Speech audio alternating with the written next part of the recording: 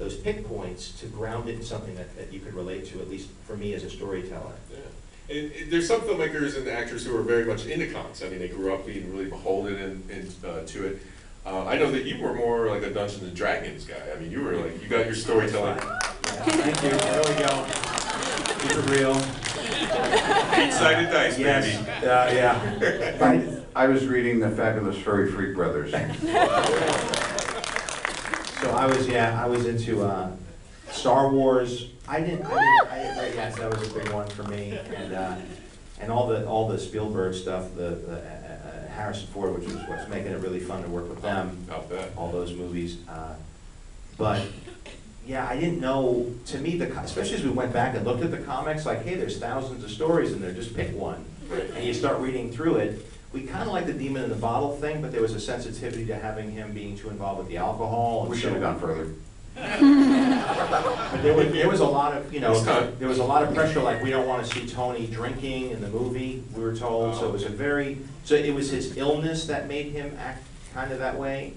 But he's still kind of drinking in the movie, so hopefully if you're a little kid, you think, oh, he's sick, and if you're older, you're like, oh, he's hammered.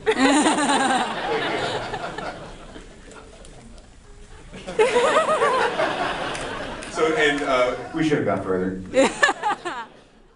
What about, for you, Robert, I mean, it's interesting watching Johnny Depp, a guy that, much like you, has a great, tremendous acting talent and background stuff, doing these popcorn films, and now he's really inhabiting this character, Jack Sparrow, and he's done it for a bunch of movies. It looks like you're going to have this as a part of your career. Of course, you're doing other things. You're doing Sherlock Holmes and things like that as well. Yeah. For you, what's the... Hold on a damn second. What's that? I brought the missus with me, so I just do want to say, while she's sitting up there somewhere, that she did a fabulous job producing Sherlock 2. That's going to be great. And Iron Man 2. Absolutely. And Iron Man 2 as well.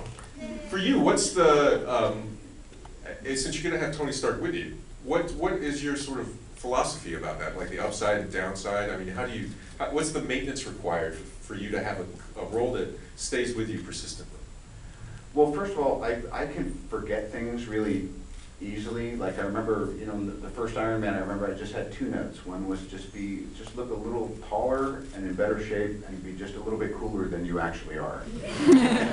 Talk just a little lower sometimes, but like don't change much or it'll look like you're putting on a persona, But it definitely is a persona, but it's one that I feel so privileged to be able to even be associated with.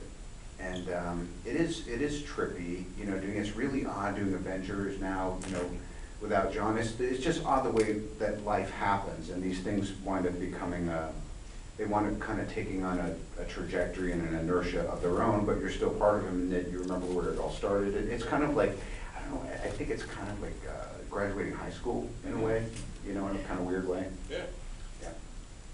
And for you, John, I mean, you obviously have Cowboys and Aliens this summer, and it was so great coming out and seeing you on the set and seeing you with Harrison and just knowing you and then you just giving direction to a guy that meant so much to you and working side by side with Ron Howard and Steven Spielberg.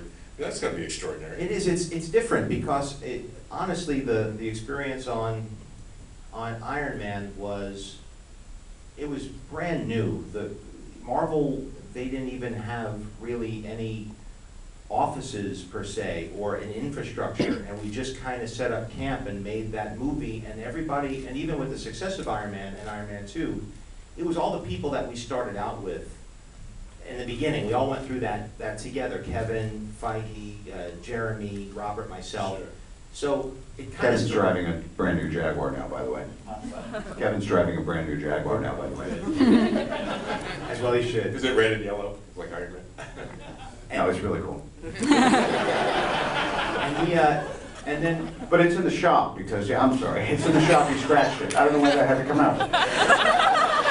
It's good to talk about normal things once in a while. Back to you, John.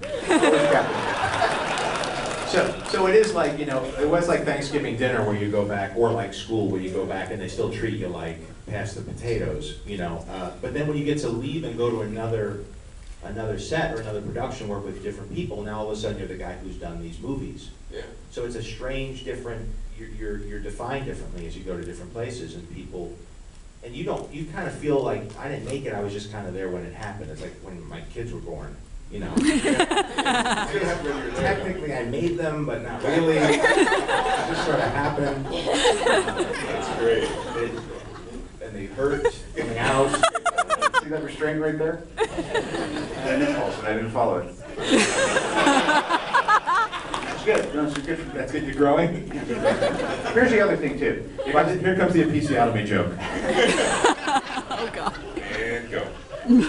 By the time we were doing Iron Man 2, also, this was a great lesson. We had, between Jon and I, we had this sort of creative leverage that I don't think has been experienced in many, many years, at least at kind of a really big level. And so, as much as the movie was also a reflection of that, you know, and we're proud of it and stuff, I think we also learned huge lessons, and then it's also been nice to go into other realms. Like, you know, I can't wait to see Cowboys and Aliens, and I also am super excited for Jon. I don't want to say I was envious, but I was like, wow, dude, he's tripping with Danny and Harrison right now, down there in the desert. And Olivia Wilde. And Olivia Wilde. There you go. I'm happily married. Who's Olivia Wilde? I saw something on the internet, but I don't know. Okay, do you want to see some of the movie? You want to see some of Cowboys and Aliens? Dude, you see Yes! Yes! I know it's Iron Man. It's okay with you. Are you kidding? Yes, of course. There's this, please don't film this. Don't.